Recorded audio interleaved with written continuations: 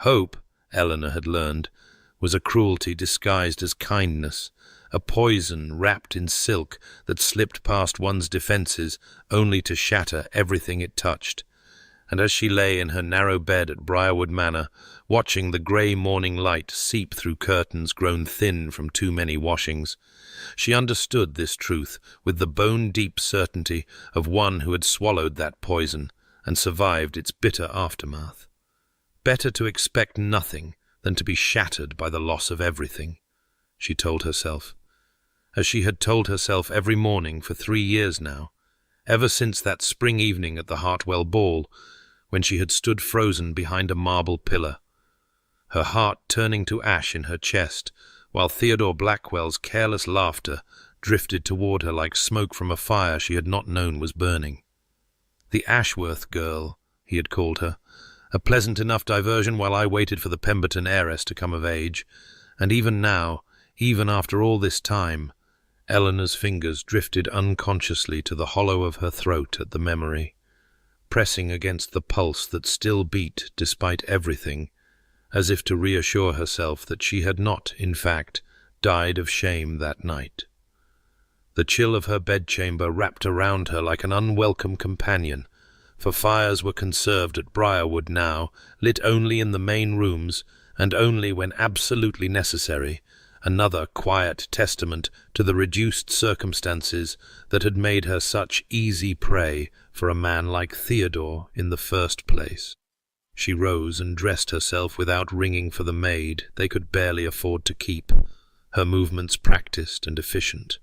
her reflection in the spotted mirror showing a young woman of 23,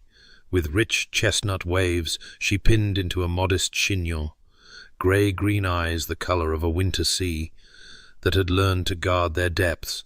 and a small constellation of freckles across the bridge of her nose that she had once been foolish enough to worry Theodore might find unbecoming. The whispers had followed her for seasons afterward, rippling through ballrooms and drawing-rooms like stones cast into still water, and though they had eventually faded to mere murmurs, Eleanor knew that society never truly forgot, that somewhere in the collective memory of the ton she remained the penniless girl who had reached above her station and been publicly reminded of her place. A soft knock interrupted her thoughts, and her mother entered, Lady Margaret Ashworth's gentle face arranged in an expression Eleanor had come to recognize as carefully managed hope, the kind of hope that mothers clung to even when their daughters had long since abandoned it. "We have received an invitation," her mother said, her voice carrying that particular brightness that meant she knew Eleanor would not welcome the news, to the Hartwell House party next week. And Eleanor felt the floor tilt beneath her feet, because of course it would be Hartwell. Of course she would be asked to return to the very place where her humiliation had been witnessed by half of fashionable society. And yet she saw in her mother's eyes the truth that neither of them would speak aloud. That her father's investments had failed, that her dowry was negligible, that her family needed her to make a match, however unlikely that prospect had become. And so she squared her shoulders and lifted her chin and said simply, "Then I shall pack my things," because Eleanor Ashworth had learned that survival required armor, and hers was forged from dignity and the absolute refusal to let anyone see her break. The carriage wheels crunched against the gravel drive of Hartwell House, with a sound that seemed to Eleanor like the grinding of fate's machinery, each rotation bringing her closer to the place where her heart had been so thoroughly dismantled 3 years before. And as the grand façade rose into view through the rain-spattered window,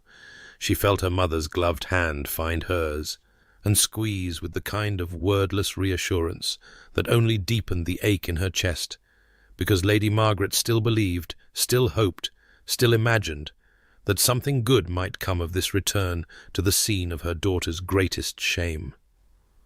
The house itself was magnificent, all golden stone and tall windows that caught the pale afternoon light, surrounded by manicured gardens that spoke of wealth so effortless it need never announce itself, and Eleanor straightened her spine and lifted her chin as the footman opened the door, because she would not arrive at Hartwell House looking like a woman who expected to be pitied. The entrance hall swallowed them in marble and candlelight,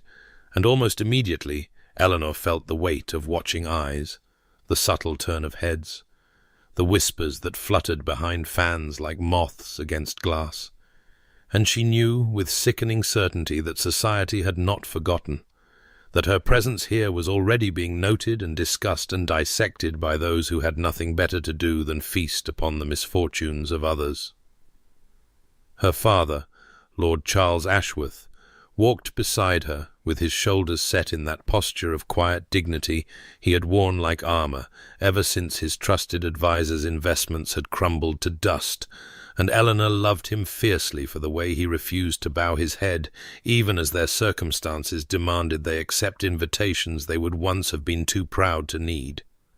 She saw Theodore before she was ready, glimpsed him across the drawing-room, with his golden hair catching the light,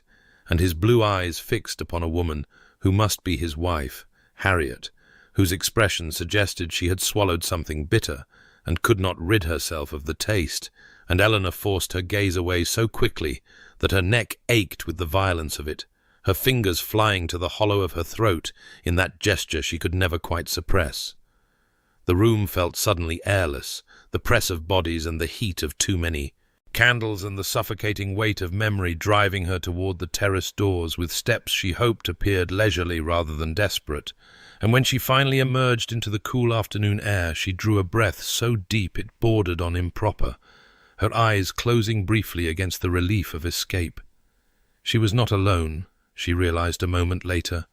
her eyes opening to discover a tall figure standing at the far end of the terrace, a man whose broad shoulders were turned toward the gardens, as if he found the company of hedgerows preferable to that of the guests inside. And even before she saw his face, Eleanor knew him by reputation alone. For there was only one man in England who stood with such forbidding stillness, who wore solitude like a cloak, who was whispered about in drawing-rooms as the Duke of Ashford, cold and proud and impossible to please. He turned at the sound of her footsteps, and she caught a hint of something unexpected as she passed, sandalwood and cedar with an undertone of leather, a scent so distinctly masculine that it seemed to belong to the wilderness rather than the ballroom. And then his dark eyes met hers, and he spoke just 2 words in a voice far deeper than she had anticipated. "Miss Ashworth." A simple acknowledgment that somehow managed to convey neither warmth nor disdain, but merely recognition, as if he had catalogued her existence and found it unremarkable. Eleanor murmured a courtesy and retreated to the opposite end of the terrace, her heart beating strangely fast for reasons she refused to examine, and she watched from the corner of her eye as a determined matron in puce silk approached him with her daughter in tow, watched his jaw tighten visibly before he excused himself with a precision so cold it could have frozen the Thames, and she thought that here at last was someone who understood what it meant to build walls, though his were constructed of ice, where hers were made of quiet dignity. Throughout the afternoon, she found herself aware of him in a way that unsettled her, noting how guests parted before him like water before the prow of a ship, how even the most ambitious mothers hesitated before approaching, how he stood always slightly apart, as if ordinary society could not quite contain him, and once, just once, she looked up from a conversation with a distant cousin to find his dark eyes resting upon her with an expression she could not read, and she looked away so quickly that she nearly upset her teacup, telling herself firmly that she had imagined his interest, that a man like the Duke of Ashford would have no reason to notice a woman like her, that hope was a cruelty she had long since learned to refuse.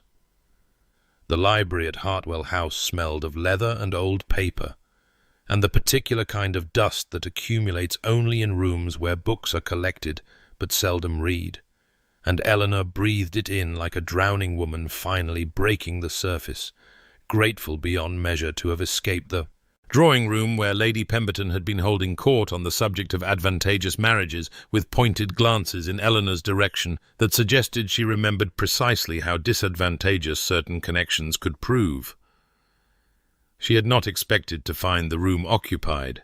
had imagined herself alone among the shelves, with nothing but the dust motes dancing in the late afternoon light for company. And so, when she rounded the corner and discovered the Duke of Ashford seated in a leather chair by the window, with a volume open upon his knee, she stopped so abruptly that her skirts swayed with the arrested momentum, her hand flying to her throat before she could prevent it. He looked up at her intrusion, those dark eyes that had seemed so impenetrable yesterday, now merely watchful. And for a long moment, neither of them spoke, the silence stretching between them like a held breath, until Eleanor began to murmur an apology and retreat. But before she could complete her withdrawal, he surprised her utterly by asking, in that deep voice she remembered from the terrace, "What book do you seek, Miss Ashworth?" And she found herself answering honestly, rather than offering the polite deflection she had prepared. "I confess I sought only escape, Your Grace, though I had hoped to find Shakespeare if the library possessed him." Something shifted in his expression, too subtle to name, and he gestured toward a shelf near the fireplace with a movement that seemed almost reluctant, as if he were unused to extending even this small courtesy, and said, "Third shelf, beside the window," and Eleanor thanked him and went to retrieve the volume, acutely aware of his gaze upon her back as she ran her fingers along the spines until she found what she sought. "You prefer Shakespeare to the modern novels the other ladies favour," he observed when she turned, and it was not quite a question, but neither was it a dismissal. And Eleanor heard herself reply with more candour than wisdom, "I prefer honesty to pretence, Your Grace." Shakespeare understood that, and she watched his jaw tighten in that way she had observed yesterday, though this time she thought she detected something almost like approval in the gesture. They spoke then, haltingly at first, of poetry and plays, and the particular satisfaction of words that meant precisely what they said, and Eleanor discovered that when the Duke of Ashford forgot to be forbidding, he was unexpectedly well read, his observations sharp, and his preferences surprisingly similar to her own, and she lost track of time entirely, until the clock upon the mantel chimed the hour, and she realized she had been absent from the company far longer than propriety allowed. She excused herself and made her way toward the door, the Shakespeare volume clutched to her chest like a shield, and she had nearly reached the hallway when a familiar figure stepped into her path, golden hair gleaming and blue eyes cold with a malice that had once been hidden beneath. Charm,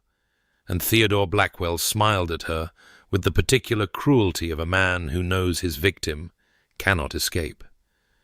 "Still hoping to catch a husband above your station," he murmured, soft enough that only she could hear. "One would think you would have learned your lesson by now." And Eleanor felt the old shame rise in her throat like bile, her fingers pressing hard against the hollow of her neck. But before she could summon a response, she became aware of a presence behind her, solid and immovable as stone, and she watched Theodore's face drain of colour as his gaze fixed upon something over her shoulder. "Ashford," Theodore managed, his voice stripped of its silken menace. "I was merely—" But he did not finish, could not finish, because the Duke said nothing at all, merely stood there with an expression so coldly dangerous that Theodore muttered something about being expected elsewhere and retreated down the corridor with steps that were not quite running but desperately wished to be. The Duke still said nothing as he moved to Eleanor's side, offered his arm with a gesture that suggested escorting her to the drawing-room was simply the natural order of things,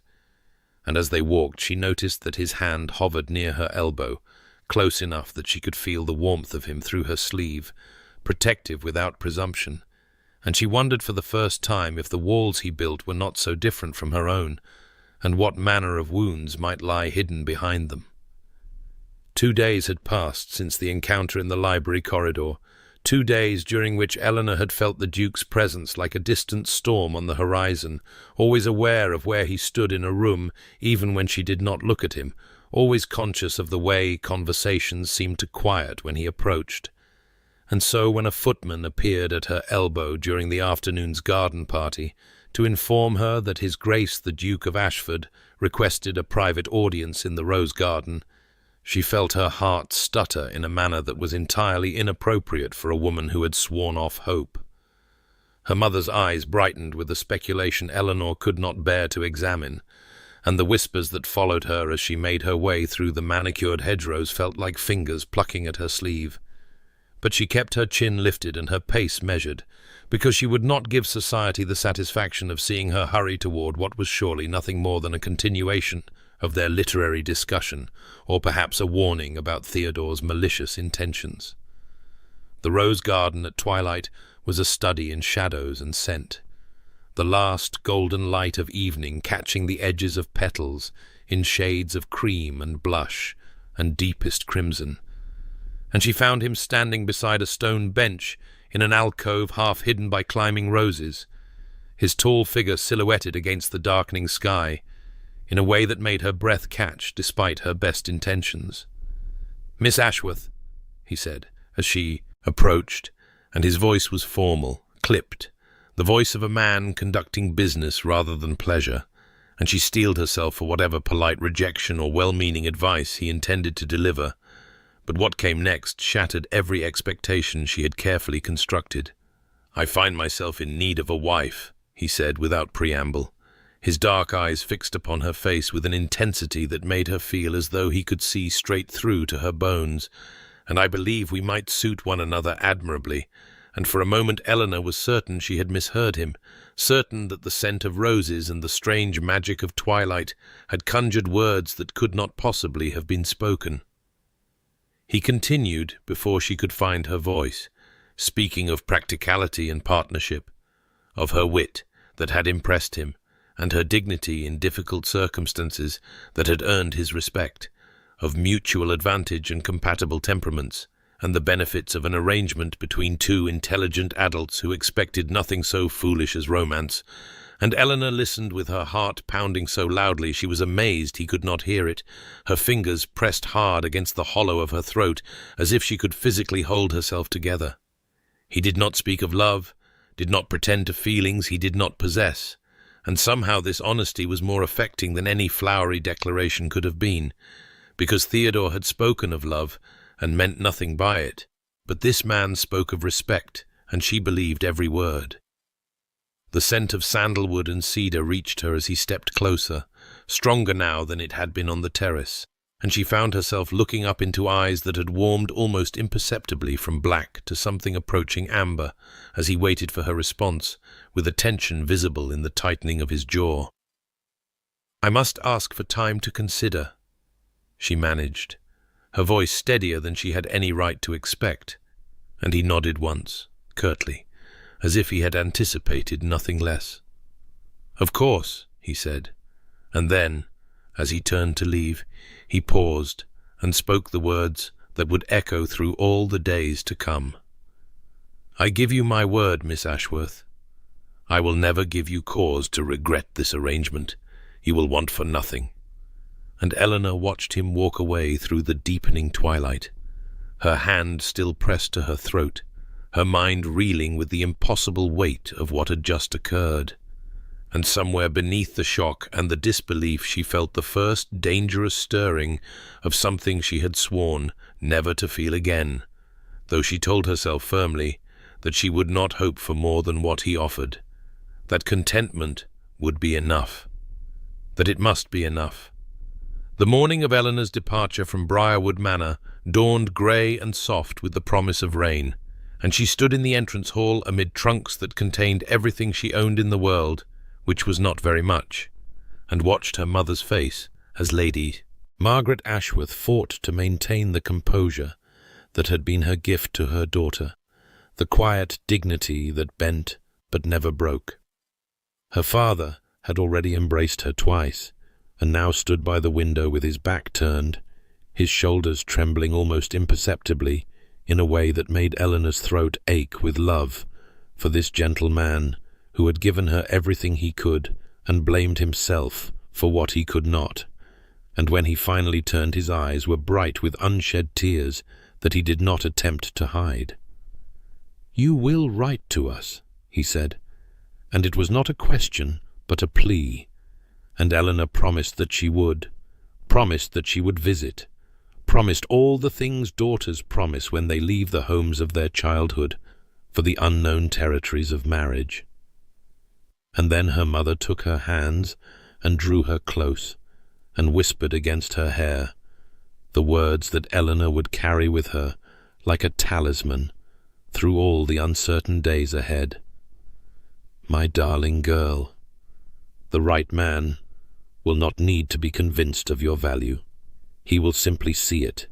as clearly as he sees the sun.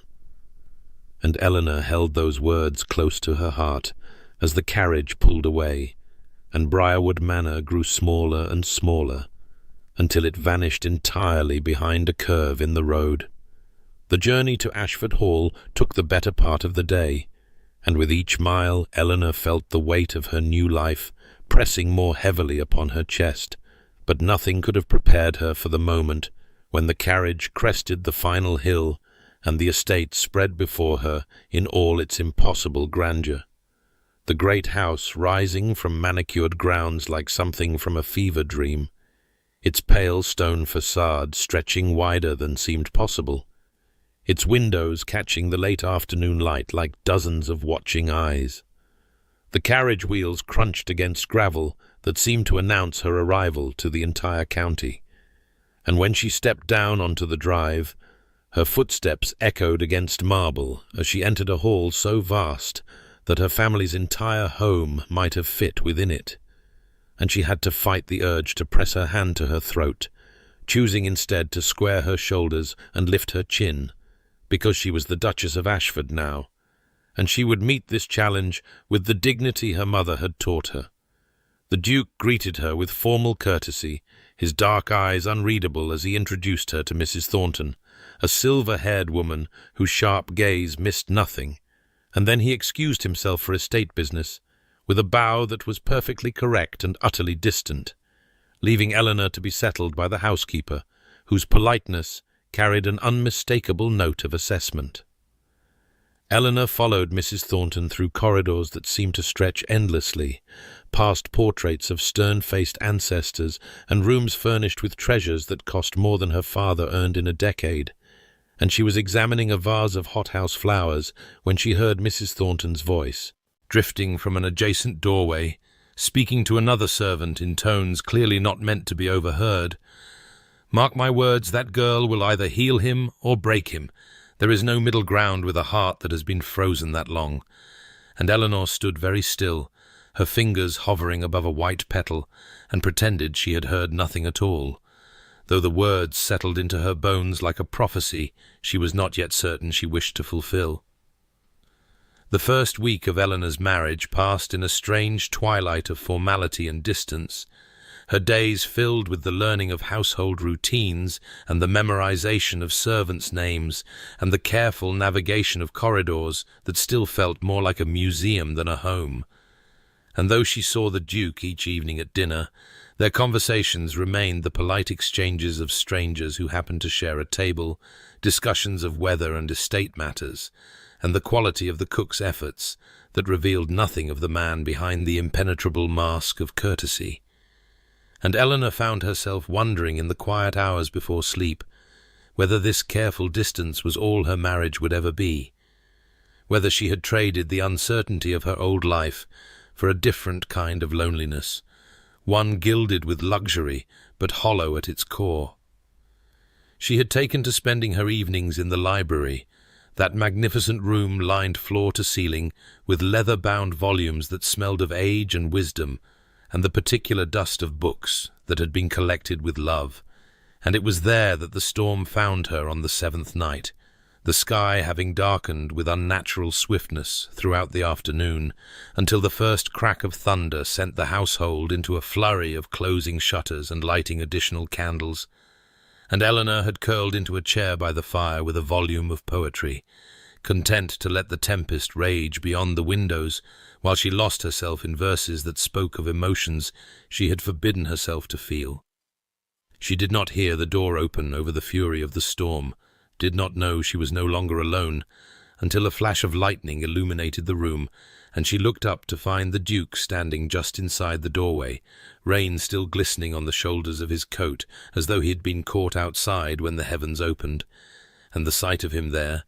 his dark hair slightly dishevelled, and his usual rigid composure softened by surprise at finding her in his sanctuary, made her heart perform an entirely unwelcome leap. "A meeting with the land steward," he explained, gesturing vaguely toward the storm-lashed windows, cancelled by the weather, and Eleanor nodded and made to rise, to offer him his privacy, but he held up a hand and said, "Please, do not leave on my account." And so she settled back into her chair while he moved to stand by the fire, and the silence between them stretched taut as a bowstring until a particularly violent crack of thunder made Eleanor gasp and start from her seat.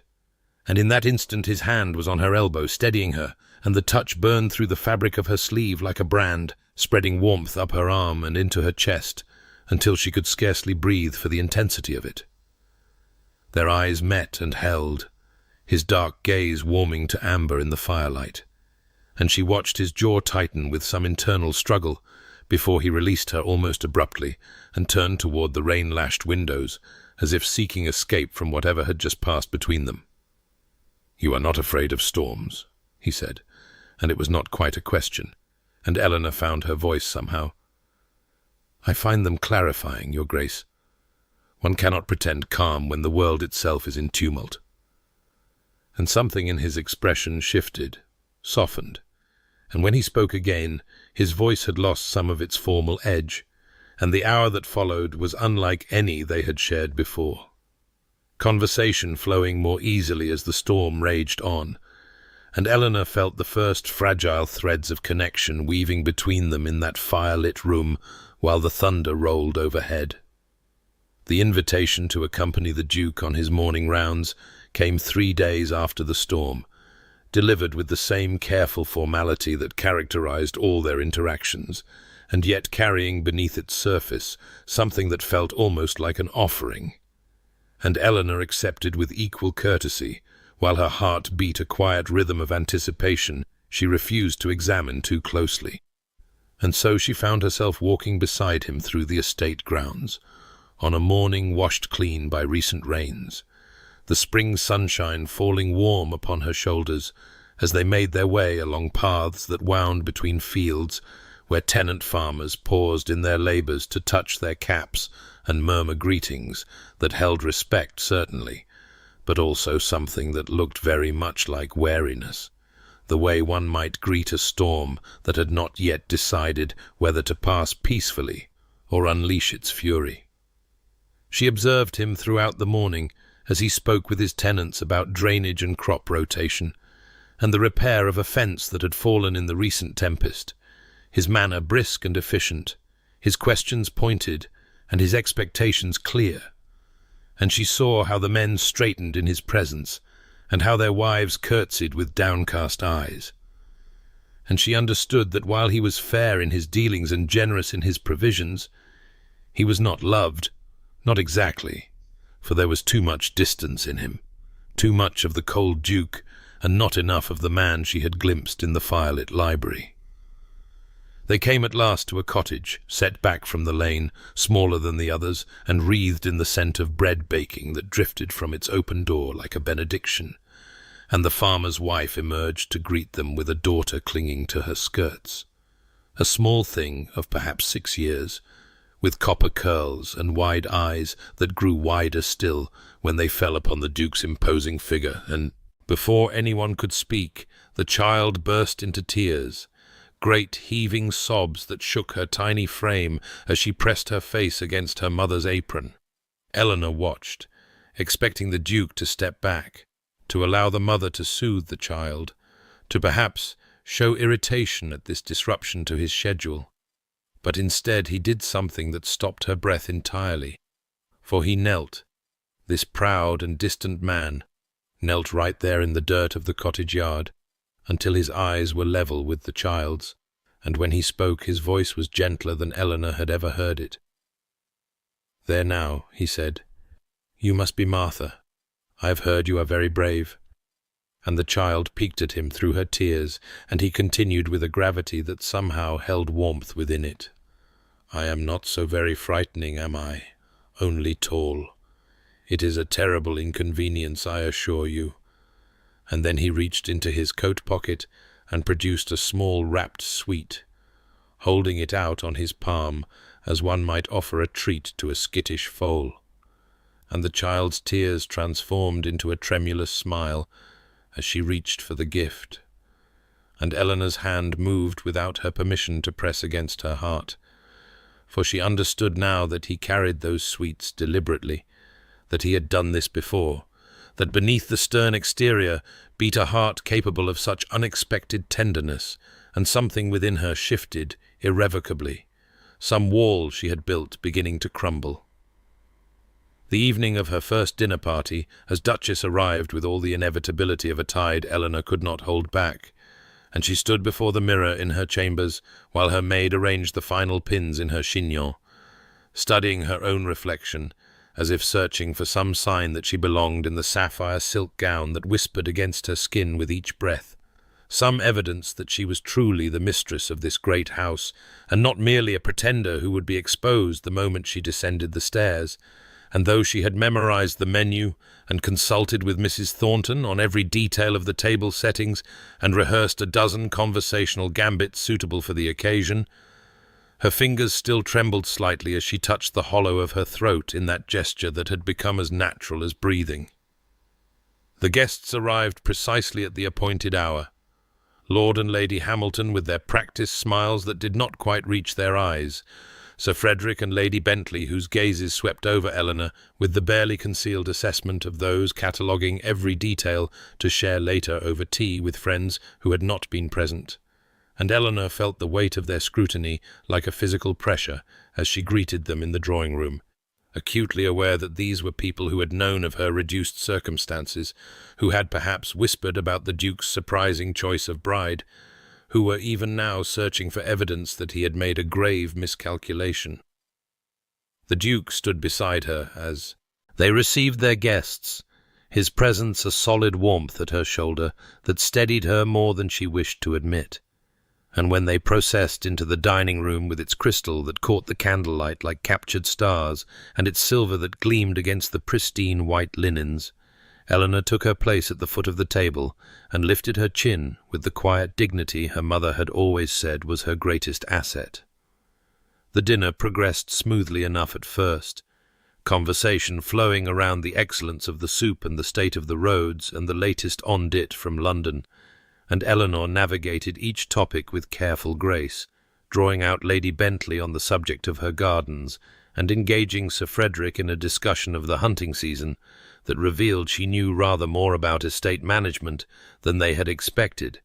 and she was just beginning to feel that perhaps she might survive the evening unscathed,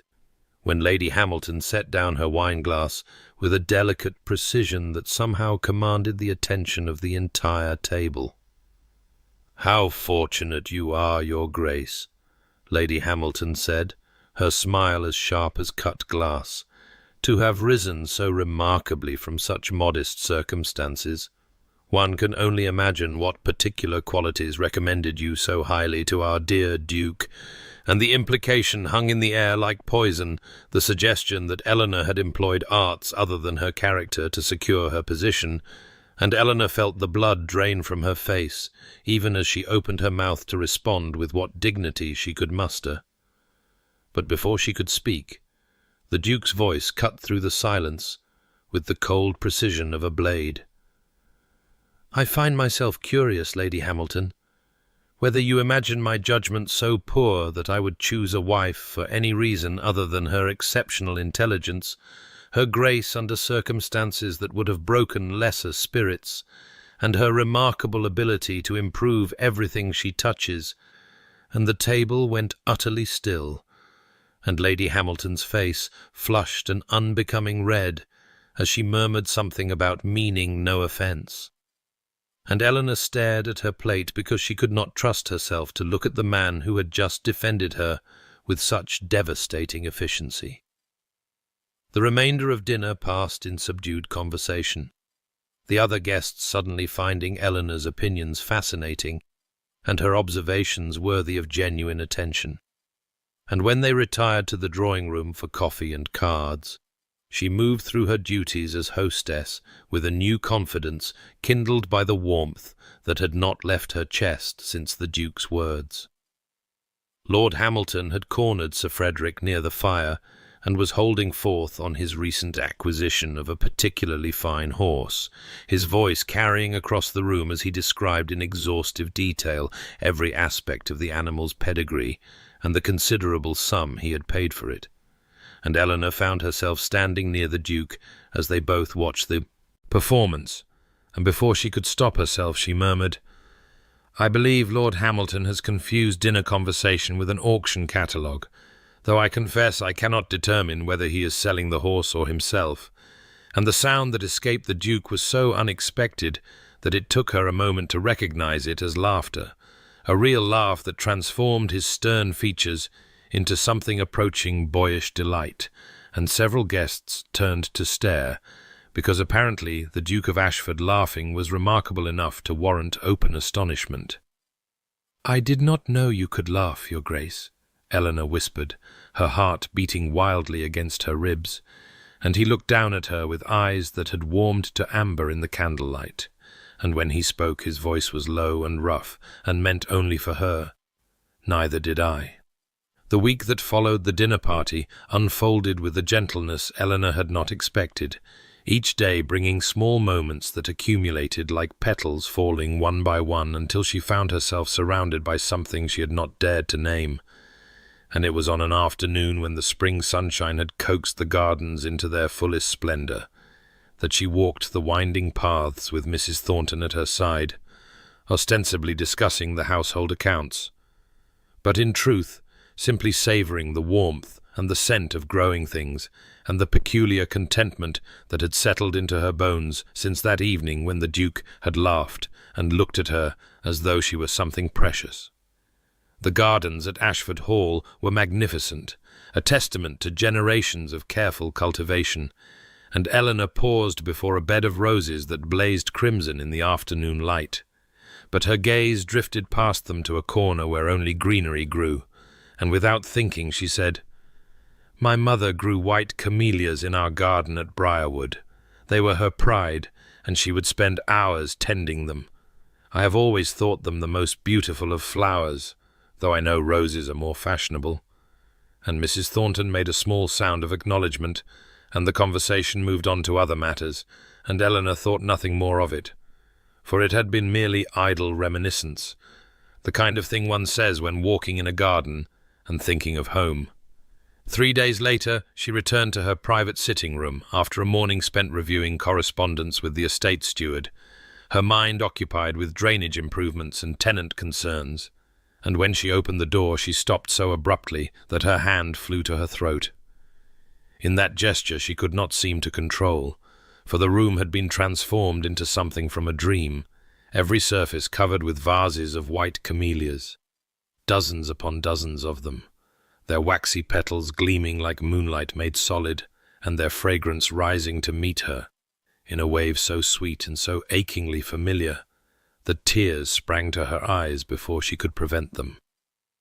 She stood in the doorway, unable to move, unable to speak, her gaze travelling from the mantelpiece where 3 crystal vases held cascading blooms to the small table by the window, where more flowers clustered like gathered clouds to her writing desk, where a single perfect camellia lay across her correspondence as though placed there by a careful hand,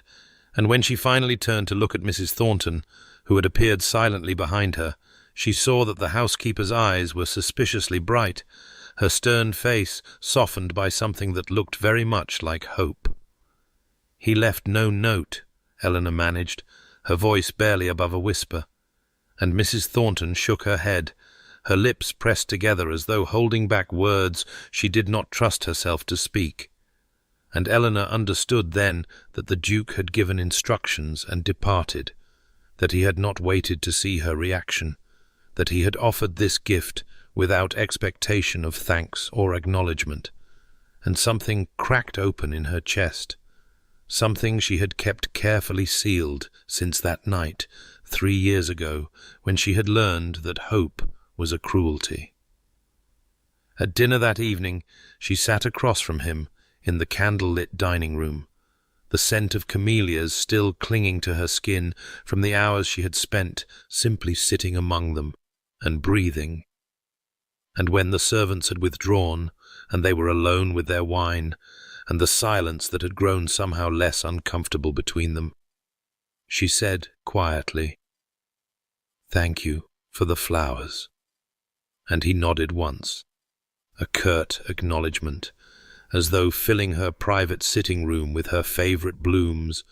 was a matter of no consequence, as though he had not somehow procured dozens of white camellias that were not even in season and arranged them in every corner of her sanctuary. "How did you know?" she pressed, unable to let it rest, unable to pretend that this was ordinary. And he was silent for a long moment, his jaw tightening in that way she had come to recognize as a sign of emotion he could not express. And then he said simply, "You mentioned it." I listened, and his dark eyes met hers across the table, and she saw something vulnerable there, something almost frightened, as though he had revealed more than he intended. And then he looked away toward the window where the last light of evening painted the sky in shades of rose and gold, and Eleanor touched the hollow of her throat and felt her heart beating against her fingertips and thought, I promised myself I would not hope, but hope, it seemed, had found her anyway. Sleep eluded her that night, as it had so many nights before, though now the wakefulness carried a different quality, less the sharp-edged restlessness of grief, and more the soft ache of something unfurling in her chest that she did not yet dare to name.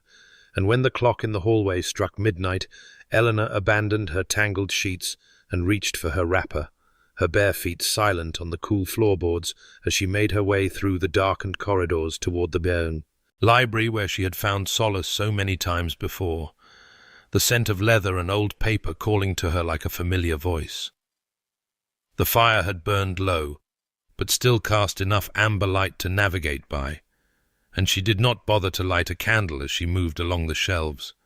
her fingers trailing across spines until they caught on a volume that seemed to lean toward her touch, a small book bound in leather, so worn it felt soft as cloth. And when she drew it from its place, she saw that it was a collection of Shakespeare's sonnets, the gold lettering on the cover nearly rubbed away by what must have been countless hands holding it over countless years. She settled into the corner of the settee nearest the dying fire and opened the book carefully, reverently, and her breath caught when she saw the marginalia, the delicate handwriting in faded ink that annotated certain passages, underlined particular phrases, left small notes in a feminine script that spoke of someone who had loved these words deeply. And she turned the pages slowly until she reached Sonnet 116, and found it more heavily marked than any other. The lines about love that is not love, which alters when it alteration finds underscored twice. A small heart drawn in the margin with an ink that had faded to the colour of old roses. She was so absorbed in tracing those faded marks with her fingertip that she did not hear him enter until his voice came from the doorway, low and rough with something she could not identify. "You found her book," and Eleanor startled so violently that she nearly dropped the precious volume, her hand flying to her throat as she looked up to find the Duke standing at the threshold in his shirt-sleeves, his cravat gone and his dark hair disordered, as though he too had been wrestling with sleeplessness, and his eyes when they met hers were not cold at all, but rather filled with something raw and unguarded that made her chest ache. "I am so sorry," she said quickly, rising as if to return the book to its shelf. "I did not mean to intrude upon something private. I did not know." But he crossed the room before she could move further, and his hand closed gently over hers, where she clutched the worn leather, stilling her, and he said, "No." And then, after a pause that seemed to cost him something, "Sit, please." And so she did, and after a moment he lowered himself onto the settee beside her, closer than propriety would normally allow, close enough that she could smell sandalwood and cedar, and something underneath that was simply him. "It was my mother's," he said, his voice rough as gravel, and Eleanor held very still, because she understood instinctively that this moment was fragile as spun glass, that any wrong word might shatter whatever had compelled him to speak. She read it constantly, annotated every page. She used to read the sonnets aloud to me when I was a boy and could not sleep. Her voice was, and he stopped, his jaw tightening, his gaze fixed on the fire rather than on her, and Eleanor waited, barely breathing, as the silence stretched between them like a held breath. "She died when I was 12, he continued finally, and his voice had dropped to something barely above a whisper. "A fever that took her in 3 days. She was laughing with me at breakfast, and by week's end she was gone. And my father, he could not bear it. He looked at me and saw her, and so he stopped looking at me at all." And Eleanor felt tears prick her eyes, but she did not let them fall, because this was not her grief to claim. This was his, offered up like a gift he did not know how to give. "He taught me that love was weakness," the Duke said, "that to care for someone was to hand them the power to destroy you. His dying words to me were a command to marry strategically, to never make his mistake, to never let anyone close enough to leave that kind of wound." And Eleanor understood then, understood the coldness and the distance and the walls he had built so high around himself, understood that every moment of unexpected tenderness had been a crack in armor he had worn for 20 years. She did not offer platitudes about time healing, or his mother watching from heaven, or any of the hollow comforts people pressed upon the grieving. Instead, she simply said, "Thank you for trusting me with her memory," and she watched something shift in his face, something that looked almost like wonder, and when his hand moved across the small space between them on the settee, his fingers coming to rest a hair's breadth from her own, she did not pull away, and neither did he. The month that had passed since that night in the library had transformed something fundamental between them, a shift as subtle and inexorable as the turning of seasons, and now, as their carriage rolled through the lamplit streets of London toward the Kensington ball, Eleanor sat across from her husband in a gown of midnight blue silk that Mrs. Thornton had insisted brought out the grey-green of her eyes, and she tried to steady the trembling in her hands by pressing them flat against her skirts,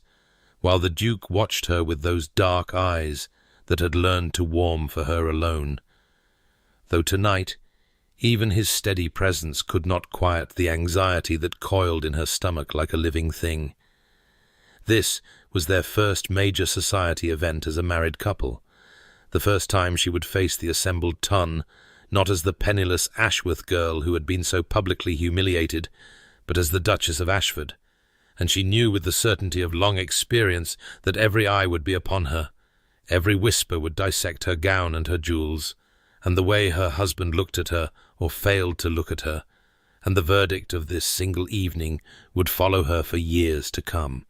The ballroom, when they entered, was a blaze of candlelight and crystal,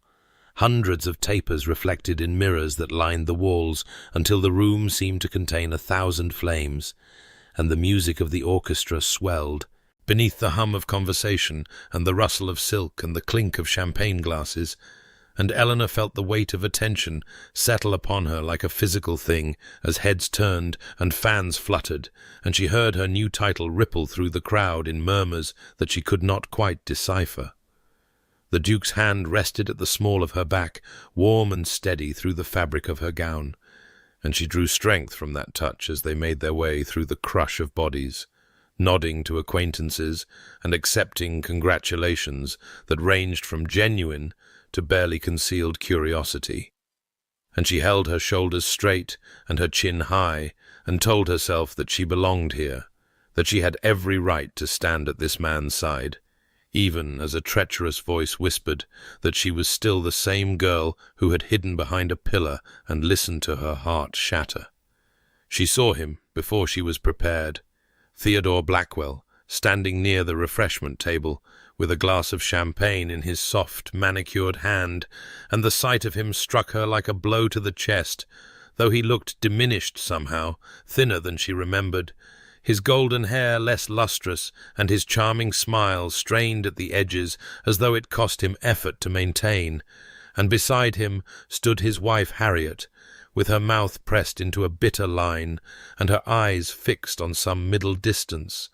as though she could not bear to look at the man she had married, for his title and his promises. Eleanor's hand flew to her throat before she could stop it, her fingertips pressing against her pulse, and she forced herself to look away, to focus on the music and the swirl of dancers and the solid warmth of Henry beside her. But her heart was pounding with a complex alchemy of old pain and new satisfaction, and something that felt almost like pity for the woman who had won the prize Eleanor had once thought she wanted. A gentleman approached to speak with the Duke about some parliamentary matter, drawing Henry a few steps away with an apologetic glance toward Eleanor, and she nodded her permission and turned to study a nearby floral arrangement with an intensity it did not deserve, counting the roses to calm herself, and she did not hear Theodore approach until his voice slithered into her ear like poison wrapped in silk. "My dear Miss Ashworth, or I suppose I must say your grace now, what a remarkable rise you have achieved," and when she turned to face him, his blue eyes held the same cold amusement she remembered from that terrible night 3 years ago, the same certainty that she was beneath him, a plaything to be discarded. "I must confess myself curious," he continued, his voice pitched low enough that only she could hear. "What arts did you employ to catch a duke when you could not even hold the attention of a mere viscount?" And Eleanor felt the blood drain from her face as the old wound ripped open, fresh and bleeding as though no time had passed at all, and she opened her mouth to respond, but no words came. Her throat closed around the humiliation that flooded back with all its original force. Theodore smiled, that charming smile that never reached his eyes, and leaned closer until she could smell the wine on his breath. "Enjoy it while it lasts, my dear. Men like Ashford do not keep plain little things like you for long." And Eleanor stood frozen, her hand pressed to her throat, unable to speak, unable to move, unable to do anything but feel the ground crumbling beneath her feet as the ballroom spun with candlelight and whispers, and the cruel certainty that she would never truly escape what she had been. The Duke returned to her side in the space between one heartbeat and the next, and Eleanor watched his face transform as he took in the scene before him. Her pallor and her trembling hand pressed to her throat, and Theodore's smirking satisfaction. And she saw the precise moment when understanding struck him, because his dark eyes went from warm amber to something ancient and terrible, a cold so absolute it seemed to freeze the very air around them. And Theodore must have seen it too, because his smirk faltered for just an instant before he attempted to recover his composure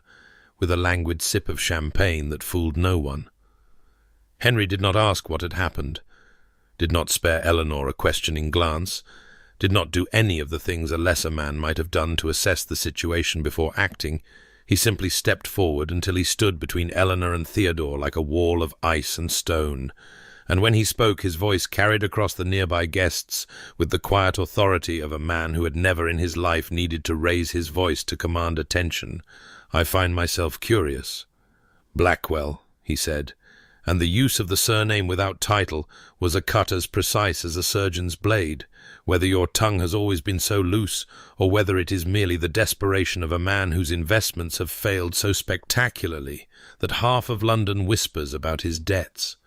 And Eleanor heard the collective intake of breath from the guests who had drifted closer, drawn by the unmistakable scent of social blood in the water.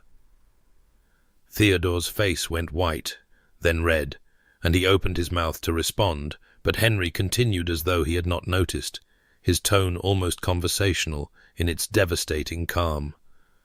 I have heard it said that Lady Blackwell has not smiled in public since 3 months after your wedding, a remarkable achievement for a man who once prided himself on his charm. Though I suppose charm is rather less effective when one's creditors come calling, and one's wife discovers that the fortune she married has evaporated like morning mist. And the silence that had fallen over this corner of the ballroom was spreading now, rippling outward as more and more guests turned to watch the Duke of Ashford systematically dismantle a man with nothing but words and winter in his eyes. You were not worthy to speak her name then. Blackwell, Henry said,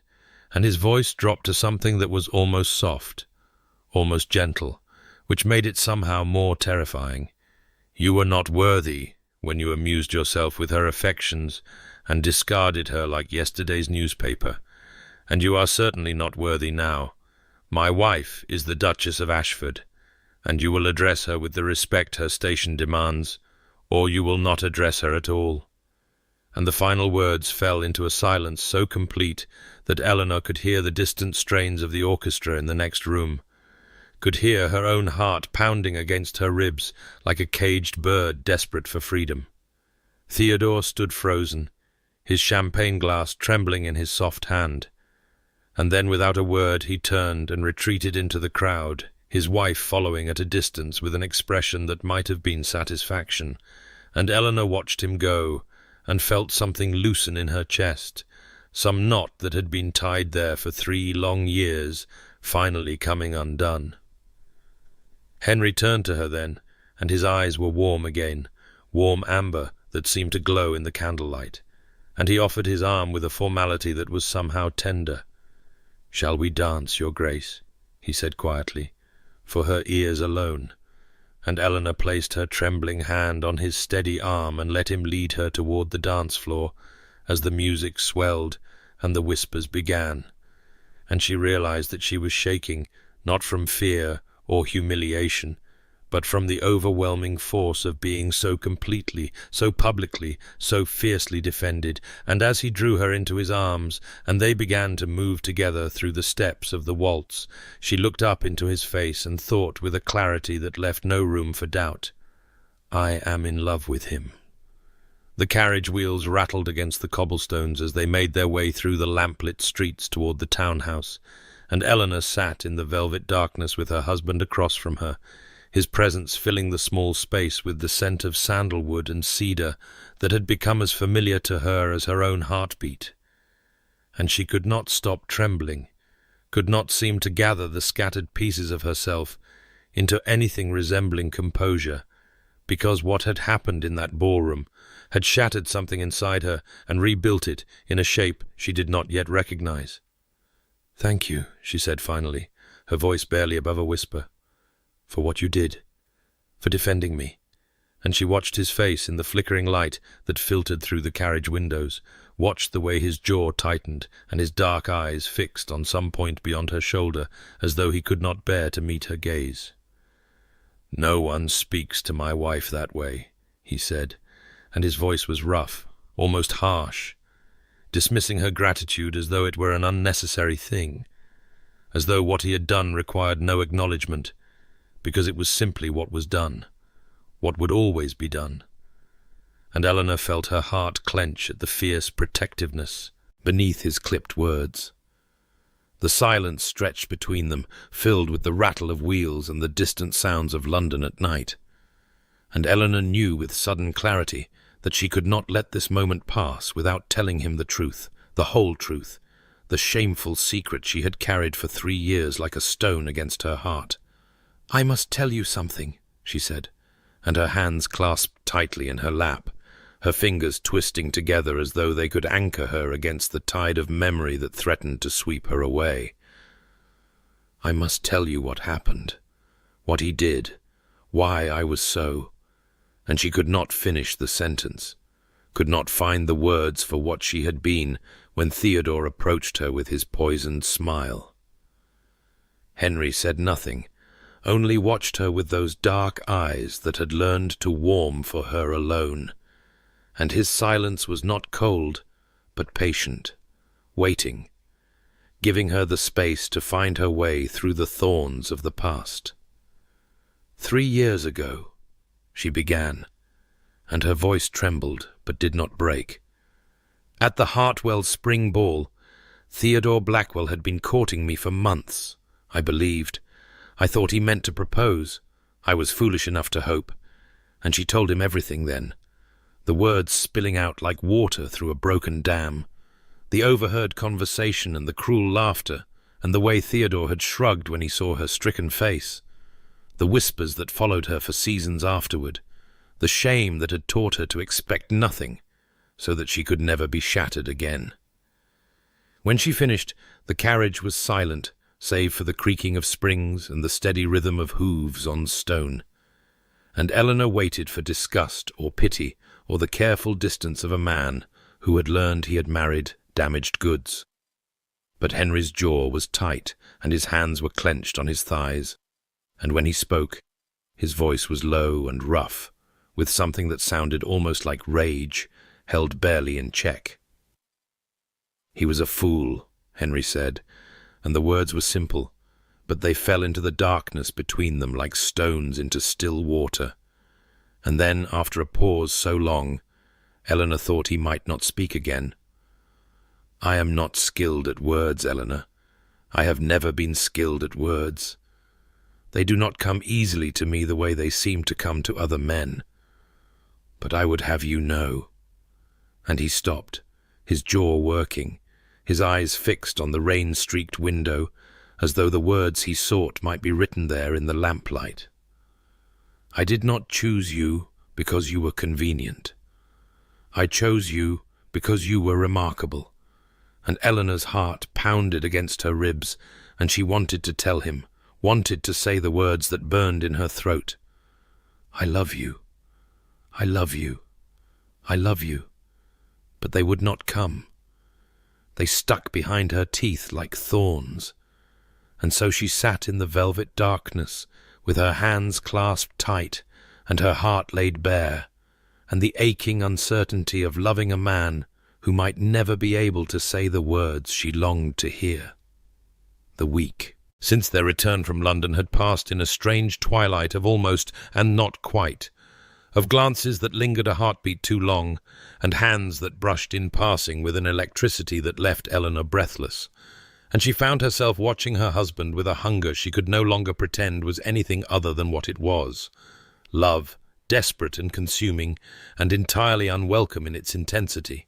because Henry had become more guarded since that night in the carriage, more careful, as though the words he had spoken in the darkness had cost him something he was not yet ready to pay again.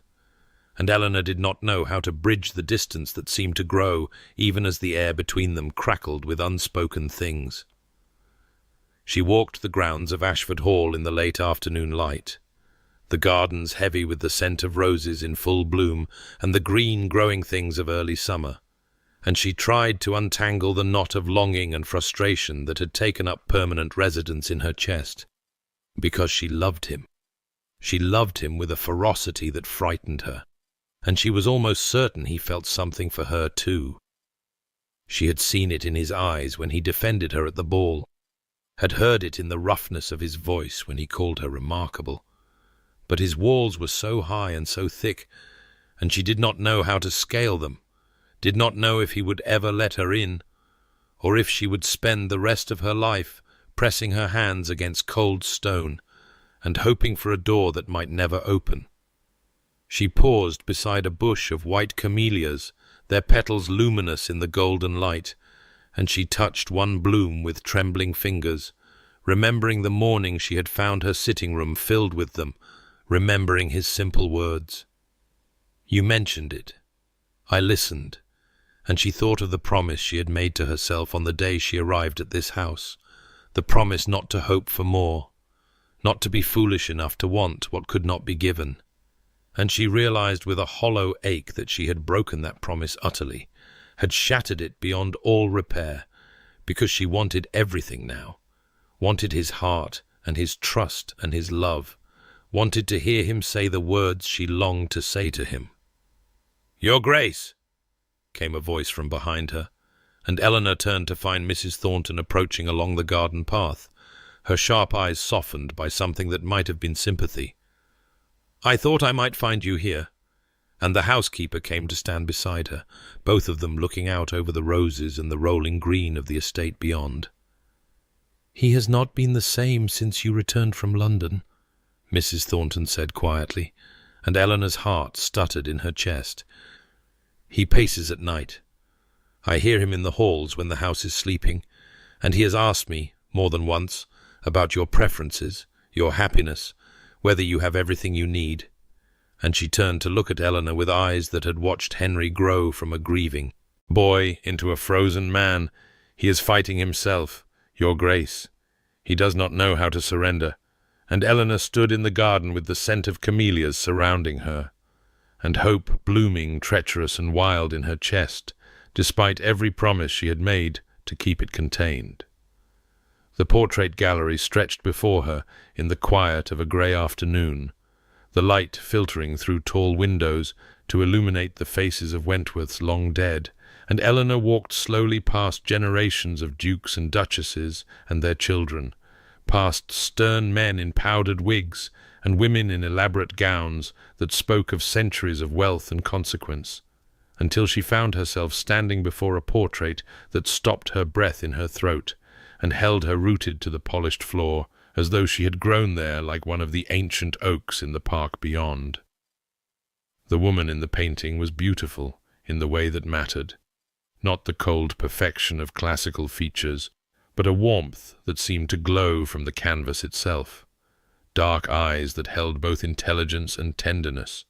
a mouth curved in a smile that suggested she had been laughing at something just before the artist captured her likeness, and Eleanor recognized those eyes, recognized the strong line of the jaw and the way the woman held herself with quiet dignity, because she saw echoes of Henry in every brushstroke, saw the mother who had died when he was 12 and left him to grow cold in a house that had forgotten how to love. The Duchess wore a gown of deep blue silk that brought out the warmth in her complexion, her dark hair arranged in the fashion of 2 decades past, and her hands were folded gracefully before her, and on one of those painted hands there glinted a ring that made Eleanor's heart stutter and stop, a sapphire surrounded by diamonds set in gold that even in oil and pigment seemed to glow with the warmth of long wearing, and Eleanor looked down at her own hand with a shock that sent tremors through her entire body, because there on her finger sat the same ring, the sapphire deep as a midnight sea, and the diamonds catching the grey afternoon light, and the gold worn soft with age, in a way she had noticed but never questioned. And she understood now with devastating clarity what Henry had given her without explanation, what he had placed on her finger as though it were merely a pretty thing and not a piece of his heart that had been locked away for 20 years. She found him in his study as the afternoon light began to fade toward evening, found him bent over correspondence with his dark hair falling across his forehead and his jaw set in concentration, and when he looked up at her entrance, something flickered in his eyes, something that might have been hope or fear or both tangled together beyond separation. And Eleanor stood in the doorway with her hand pressed to her chest where the ring caught the lamplight, and asked in a voice that trembled, despite her best efforts to hold it, "Steady, the ring you gave me, who gave it to you?" And she watched his face transform, watched the careful blankness descend like a shield before his jaw tightened, and he looked away toward the window where rain had begun to fall against the glass. "It was my mother's," he said finally, and his voice was rough, as though the words had to be dragged from somewhere deep and guarded. "She wore it every day of her marriage, every single day until the day she died, and it has been in the vault since then because I could not bear to see it on anyone else's hand." And he stopped, his throat working, his eyes still fixed on the rain. "But I wanted you to have it, Eleanor. I wanted." And he could not finish, could not find the words. But Eleanor did not need them because she understood now what he had been telling her all along in the language of actions rather than words.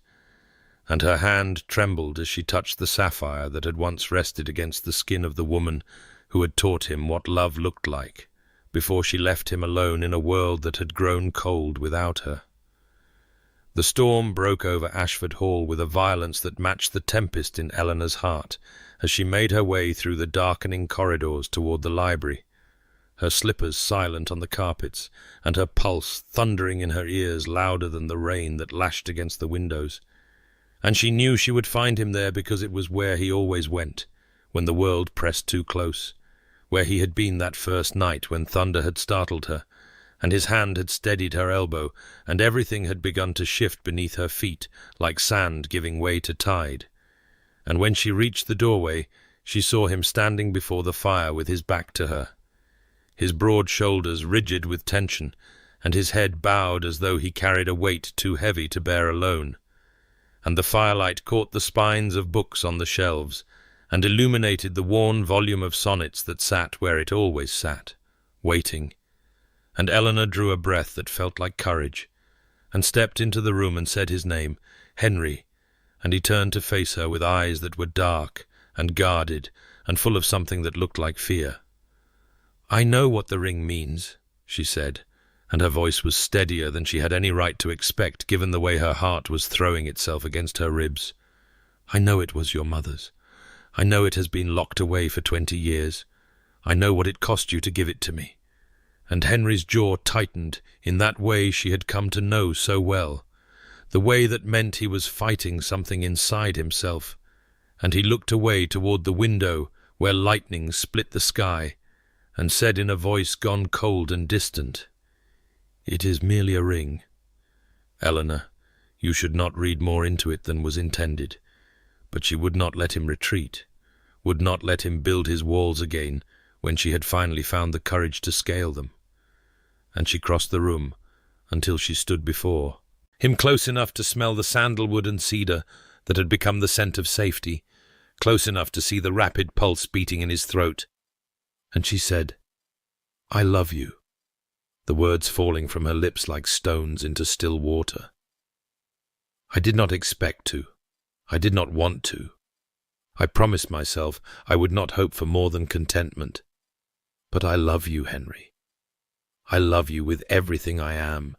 and I cannot pretend otherwise for another moment." The silence stretched between them, filled only with the crack of thunder and the hiss of rain and the desperate beating of her heart. And then something broke in his face, some final barrier crumbling, and when he spoke his voice was rough and halting as though the words had to be dragged from the deepest part of him. "Love is not love which alters when it alteration finds," he said, and she recognized the words from his mother's book, from the sonnet underlined in faded ink, or Ben's with the remover to remove. And he stepped closer until barely a breath separated them. "I have loved you since this room, Eleanor, since the storm, since you looked at me without fear and spoke to me as though I were a man and not a title. I have loved you in silence because I did not know how to do otherwise, because I was taught that love destroys, and I was afraid," and his voice cracked on the word. "I told you I would never give you cause to regret this arrangement. I told you that you would want for nothing, but I failed to anticipate that I would be the one with regrets. The regret of every moment I did not tell you that you are everything I never knew I wanted, everything I never dared to hope I could have." And then his hands, those large, gentle hands that had steadied her in this very room on a night just like this one, rose to cup her face with a tenderness that undid her completely, and Eleanor looked up into eyes that had warmed from darkness to amber, and felt tears spill down her cheeks as the storm raged beyond the windows, and peace finally settled into her heart. The kiss, when it came, was everything and nothing like Eleanor had imagined in the secret hours of the night when she had allowed herself to dream, despite her promises. For it began with a tenderness that made her weep anew, his lips brushing hers as though she were something precious and breakable, as though he feared she might shatter or vanish if he pressed too hard. But then her hands fisted in the fabric of his coat, and she pulled him closer with a desperation that surprised them both, and the kiss deepened into something that burned away every wall she had ever built, every guard she had ever maintained, until there was nothing left but the two of them, and the storm that raged beyond the windows, and the fire that crackled in the hearth. And when he finally pulled back, his breathing was ragged, and his eyes were dark with wanting, and he asked in a voice gone rough as gravel, "Are you certain, Eleanor? Are you certain this is what you want? Because I will not be able to let you go.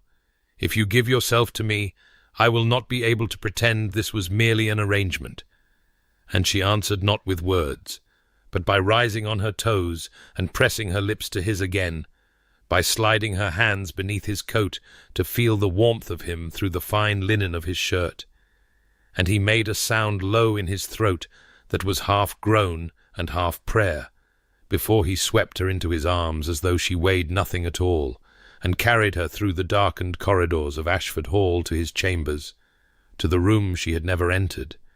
to the bed where he laid her down, with a reverence that made her heart ache with the beauty of being so completely wanted.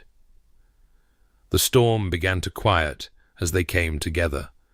the thunder growing distant and the rain softening from violence to whisper, and Eleanor discovered that the breaking down of final barriers was not a surrender, but a homecoming, not a loss of self, but a finding of something she had not known she was missing. And his hands were gentle, even in their urgency, and his voice was rough with emotion, as he spoke her name again and again, like an incantation, like a vow, like a man who had been drowning and had finally found shore. And afterward, as they lay tangled together in sheets that smelled of sandalwood and cedar, and the salt of mingled tears, his arms wrapped around her and his lips pressed to her hair,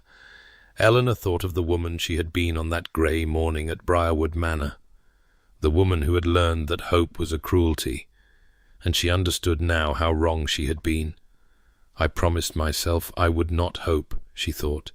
as his chest rose and fell beneath her cheek, and his heartbeat drummed steady and sure against her ear.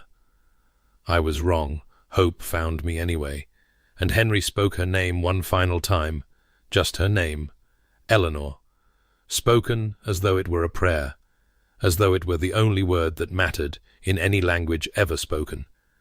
and she had never in all her life felt so completely and utterly loved. The morning light that filtered through the curtains of Henry's chambers was soft and golden, nothing like the grey dawn that had once crept through the thin drapes of her room at Briarwood Manor, and Eleanor lay in the circle of her husband's arms, watching dust motes dance in the sunbeams, and marvelling at how completely the world had transformed between one heartbeat and the next, how the man, who had seemed so cold and forbidding, now pressed sleepy kisses to her shoulder, and murmured her name against her skin, as though he could not bear to let a moment pass without speaking it. And when they finally descended to breakfast, it was with hands that found each other beneath the table, and glances that held entire conversations and smiles that neither of them seemed capable of suppressing, and Mrs. Thornton, who had served Ashford Hall for 30 years, and had watched the young master grow from a laughing boy into a frozen man, stopped in the doorway with the morning post, and stood perfectly still as she observed the Duke lean close to whisper something that made the Duchess laugh, a real laugh, bright and unself-conscious, and the housekeeper's eyes filled with tears, that she quickly blinked away before approaching Eleanor later that morning in the rose garden, where the Duchess had gone to cut flowers for the breakfast-room. "Your Grace," she said, and her voice was thick with emotion. She did not try to hide. His Grace has not smiled like that since before his mother passed. God rest her soul. You have done something 20 years of society matchmaking could not accomplish. And Eleanor remembered the prediction she had overheard on her first day at Ashford Hall, the words that had seemed more warning than welcome, and she understood now that Mrs. Thornton had been hoping all along, hoping that someone would finally reach the boy she had helped raise. And Eleanor took the older woman's weathered hand in her own and said simply, "He healed me too." The weeks that followed passed in a haze of happiness so complete that Eleanor sometimes had to touch the sapphire ring on her finger to convince herself she was not dreaming. And when the invitation arrived for the Hartwell summer ball, she felt none of the dread that had once accompanied any mention of that name, only a quiet certainty that she was ready to return to the place where everything had shattered and show the world how beautifully the pieces had been remade. And Henry must have sensed her thoughts, because he came to stand behind her as she read the invitation, and wrapped his arms around her waist, and pressed his lips to the curve of her neck, and asked if she wished to attend. And she turned in his embrace, and looked up into eyes that had once seemed cold as winter stone, but now burned warm as amber honey, and said, "Yes, I believe I do." The Hartwell ballroom blazed with the light of 1,000 candles on the night of the summer ball. The same chandeliers that had illuminated her humiliation now casting their golden glow upon Eleanor as she entered on her husband's arm wearing a gown of midnight blue silk that matched the sapphire at her finger, and she was aware of the whispers that followed their progress through the crowd. But they were different whispers now, admiring rather than pitying, envious rather than mocking. And her parents stood near the refreshment table beaming with a pride that made her heart swell, her mother dabbing at her eyes with a handkerchief, and her father standing straighter than he had in years. And when Eleanor approached them, Lady Margaret Ashworth cupped her daughter's face in her hands and said, "I always knew, my darling, I always knew the right man would see you clearly." And Lord Charles Ashworth shook the Duke's hand with a grip that conveyed everything words could not express. Henry rarely left her side throughout the evening, his hand resting at the small of her back, in a gesture that was both proprietary and tender. And when they danced, he held her closer than was strictly proper, and looked at her as though she were the only person in the room, and Eleanor saw the other guests watching them with expressions that ranged from surprise to speculation to something that looked almost like hope, as though the sight of the cold Duke of Ashford, so obviously besotted with his wife, gave them permission to believe in love themselves. And it was during the second waltz that Eleanor's gaze drifted across the ballroom, and found Theodore Blackwell standing alone near a pillar, his golden hair dulled, and his handsome face grown thin and lined with discontent, his wife Harriet visible across the room, pointedly refusing to look in his direction.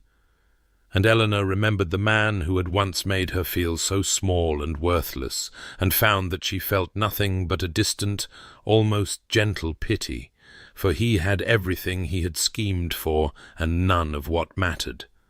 while she had stumbled into an arrangement of convenience and found the great love of her life. And when Theodore's eyes met hers across the crowded ballroom,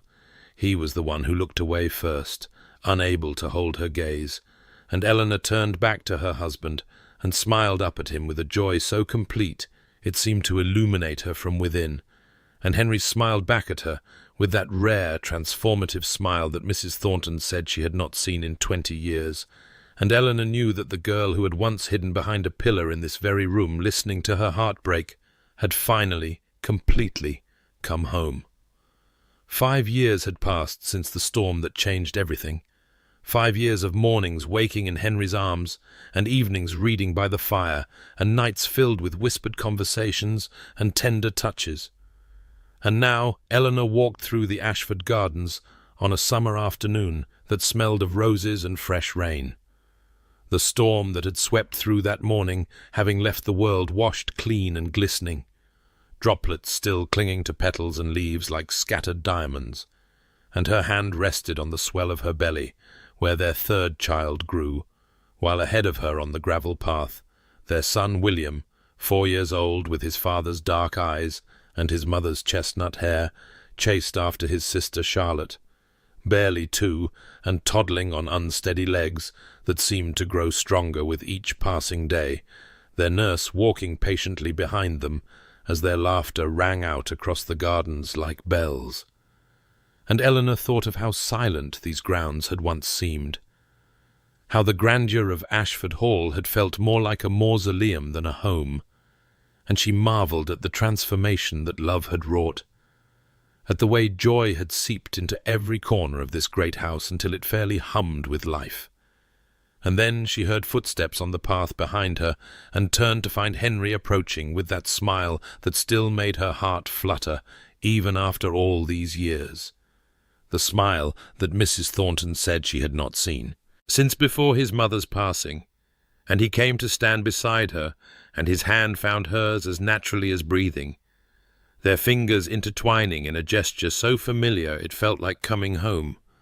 And together they watched their children play in the garden, where white camellias bloomed in profusion, the flowers he had first given her without explanation all those years ago, now spreading throughout the grounds as though love itself had taken root and flourished. That evening her parents sat in the drawing-room while William demonstrated his letters, and Charlotte climbed into her grandfather's lap demanding a story, and Lord Charles Ashworth, who had once worried so desperately about his daughter's future, now beamed with a contentment that smoothed the lines from his weathered face, and Lady Margaret caught Eleanor's eye across the room and smiled with tears glistening. And Mrs. Thornton paused in the doorway, watching the scene with an expression of such profound satisfaction that Eleanor had to look away lest she weep herself. And later still, when the children had been tucked into their beds, and her parents had retired, and the house had settled into the peaceful quiet of a summer evening, Eleanor and Henry found their way to the library, as they so often did, to the room where a storm had once trapped them together and changed the course of both their lives. And she settled into the settee with the worn volume of Shakespeare's sonnets in her hands, the same book with its faded annotations that had belonged to his mother. And she read aloud while he watched her, with eyes that glowed warm amber in the firelight. And when she finished Sonnet 116, he reached over and took her hand and raised it to his lips and pressed a kiss to her palm that made her shiver even now. And he said quietly,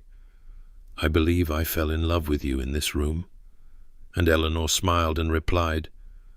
"I know. I fell in love with you in this room too." And she thought of the woman she had been 5 years ago, wounded and guarded, and so certain that hope was a cruelty, and she rested her free hand on her belly, where new life stirred, and knew with absolute certainty that she was exactly where she was always meant to be. The portrait gallery lay quiet in the amber glow of evening when Eleanor slipped away from the library and made her way through the corridors she now knew as intimately as the chambers of her own heart, her slippers whispering against the polished floors as she passed through pools of candlelight and shadow, until she stood at last before the painting that had haunted her thoughts since the day she first discovered the truth of the sapphire ring upon her finger. And there, in the gilt frame, the previous Duchess of Ashford gazed down at her with dark eyes so like Henry's that Eleanor's breath caught in her throat, as it always did. Eyes that held warmth and wisdom, and a love so profound it had reached across 20 years of silence to touch a wounded girl who had stumbled into this great house expecting nothing and found everything, and Eleanor raised her hand to touch the ring that had once graced the elegant fingers captured in oil and pigment, the sapphire cool against her skin, the gold worn soft with the weight of 2 women's devotion. And she thought of all the things she wished she could say to this woman she had never known, how she would thank her for raising a son capable of such fierce and tender love,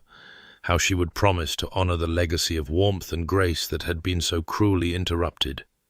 how she would tell her that the boy who had frozen his heart against loss had learned at last to love again. And she was so lost in contemplation that she did not hear Henry's footsteps until he stood beside her, his presence as familiar now as her own heartbeat, his scent of sandalwood and cedar wrapping around her like an embrace. And when she looked up at him, his eyes were bright, with an emotion that still stole her breath,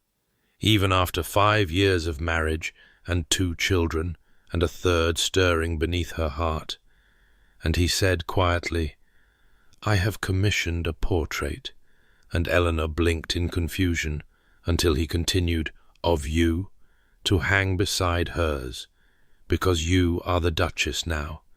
You are the heart of this house. You always will be." And the tears came then, unstoppable, streaming down her cheeks as the full weight of what he offered settled into her soul. Not merely a place on the wall, but a place in the unbroken chain of love that stretched backward through generations and forward into the future their children would inherit. And Henry gathered her into his arms and held her while she wept, his hand stroking her hair, his lips pressing kisses to her temple. And Eleanor thought of the girl she had been on that grey morning at Briarwood Manor, when she had believed that hope was a cruelty, when she had armoured herself against wanting what she was certain she could never have, and she marvelled at how wrong she had been, how the greatest gifts often came wrapped in the most unexpected packages, how a marriage of convenience had become a love story for the ages, how a man who could not speak of feelings had learned to show them in 1,000 daily acts of devotion, and she understood now what she wished she could tell every wounded heart still waiting in the shadows,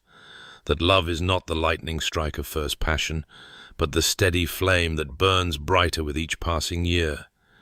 that it is found not in grand declarations, but in remembered flowers and inherited rings, and the courage to be truly seen, that it asks only that we remain open to its possibility, even when every experience has taught us to guard ourselves against its power. And as Eleanor stood in her husband's arms beneath the portrait of the woman whose ring she wore and whose son she cherished, she sent a silent prayer of gratitude into the universe, for storms that trap strangers in libraries, and for proposals that seem purely practical, and for the miraculous alchemy that transforms arrangement into devotion. And if you, who have journeyed with her through heartbreak and healing, have found in this story even a glimmer of the hope that carried Eleanor from despair to joy, then know that such love exists for you as well, waiting perhaps in the most unlikely of places, asking only that you believe yourself worthy of being chosen. For you are, dear listener, you are.